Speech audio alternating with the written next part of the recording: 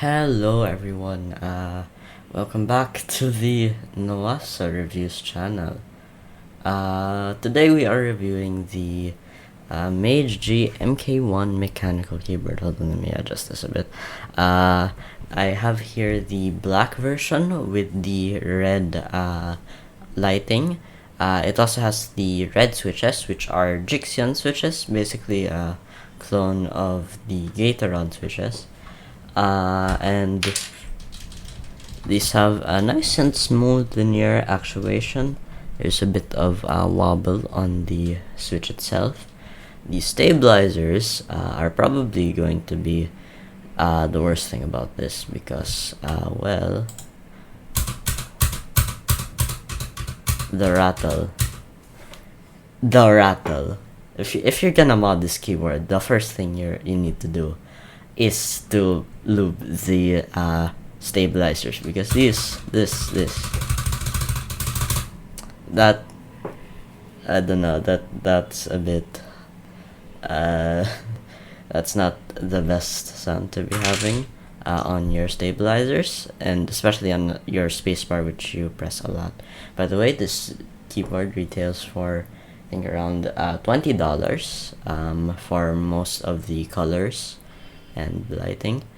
So this is one of the keycaps. This is the arrow key, and these keycaps I believe are ABS, so nothing too grippy.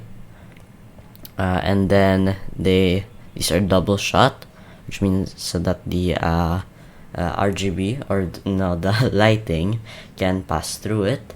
And some of the keys also have like some printing on them to have an alternate function.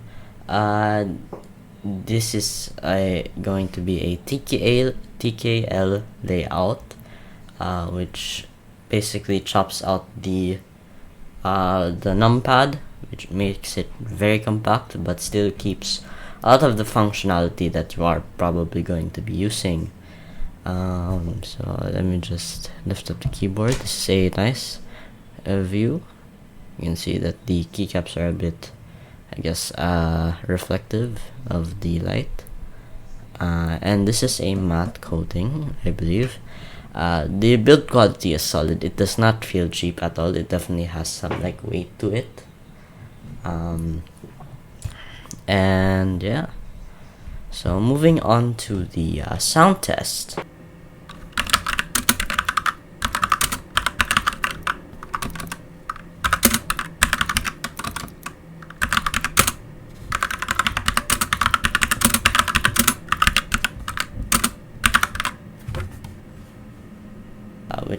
Yeah.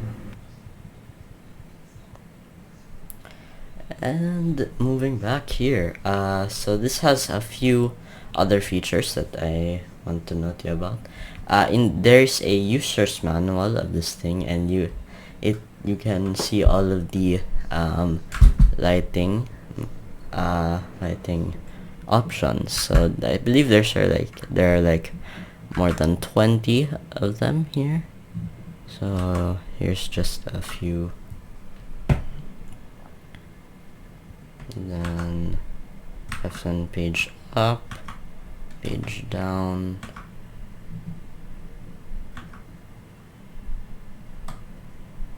So you're going to need to be pressing the FN key for this one.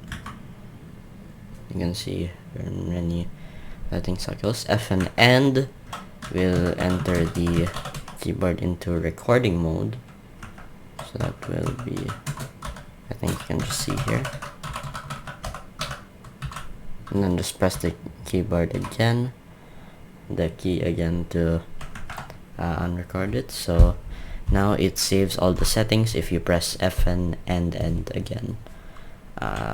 So there's quite a bit of lighting options, not customizable unfortunately, but it is good for what we get. The cable, it's just a rubber cable, nothing like too fancy, and it connects via USB, no other connection method.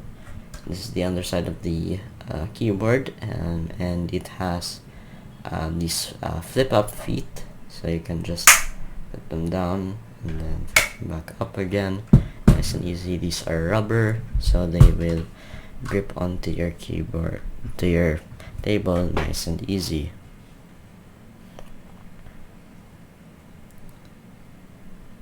And yeah, this keyboard isn't really that feature filled. I'll probably yeah, this keyboard isn't that feature filled. And yeah,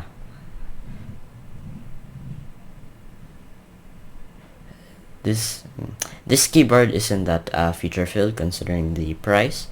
If you want something more compact than the TKL layout, Magegee has a few other options, including the MK box, the MK star, and I think they also have the one-handed keyboard made specifically for gaming.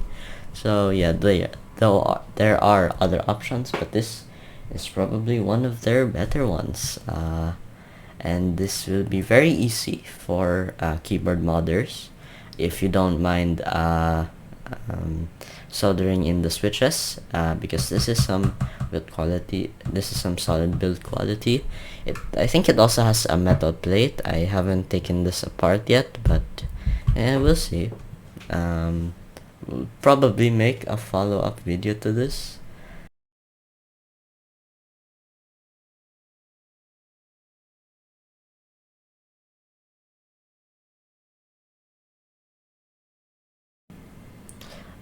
Hi, it has been 3 months since my last video on the channel. I just haven't been making content lately. So by the end of this year, I will definitely be making another video, probably the December, early January. So look out for that.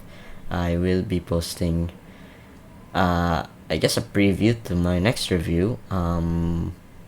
Maybe today, maybe tomorrow. Who knows? Anyway, bye. See you next video.